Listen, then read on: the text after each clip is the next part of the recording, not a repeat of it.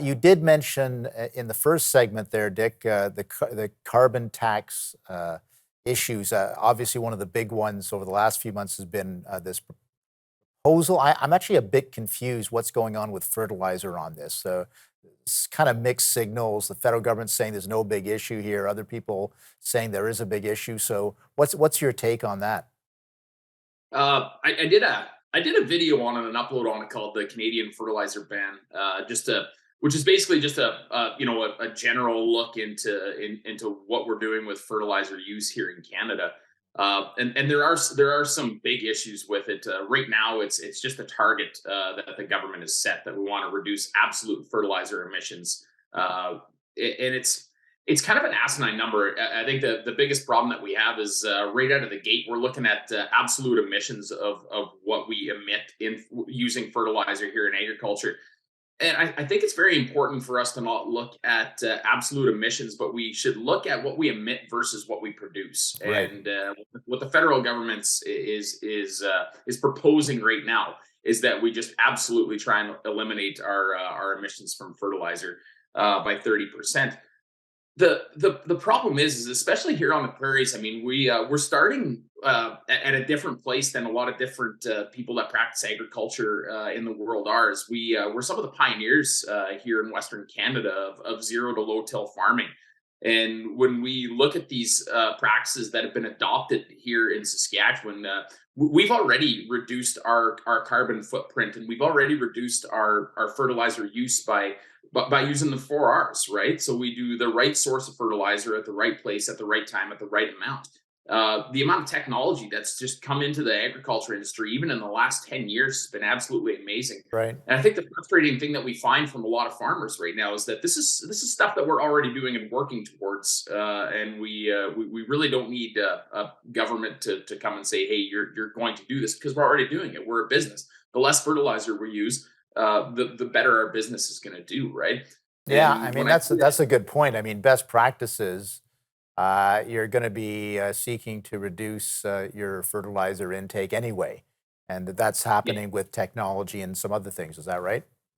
absolutely, and that's where I get quite upset when I'm being given business advice from a government body that can't seem to manage a passport office, or that we have a completely sinking debt, that we now spend more money servicing our debt in Canada than we do on our Canadian military.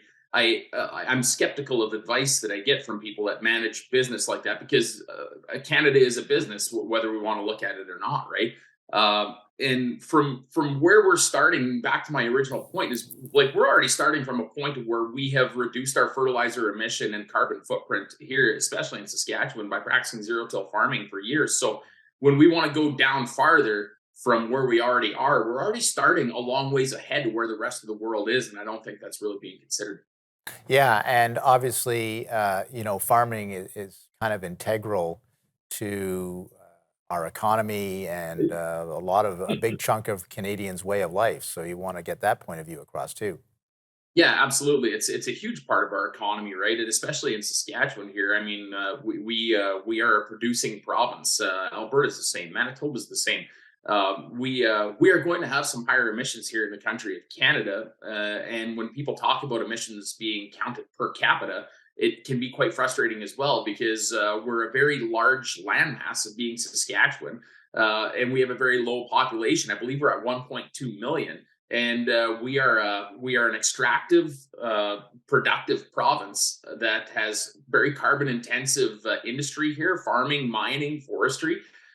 These things all come, of course, with a carbon footprint, like anything does in the world. And we are a very remote, very cold province. So yes, we are going to emit, but it doesn't mean that we're, climate bandits, that we're emitting more than we possibly should. And that's where it's really important. I think that we need to look at how much do we emit versus how much do we export versus just emissions per capita.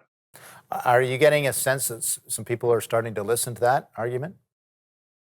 I hope so. I hope so, Tony. And I think we have a long ways to go. I don't specifically know the answer to get our word out, to get our story out. Obviously, myself with a YouTube channel, I try my best to get the story of agriculture out to people that might not see it. But I fear that a lot of my productions don't make it to the people that really need to see it. And I think a big challenge that we're going to face in over the next period of years is going to be trying to get our story to Right. people, because I think if people really understood what it is that we do, Yeah. they would probably be a little easier on us.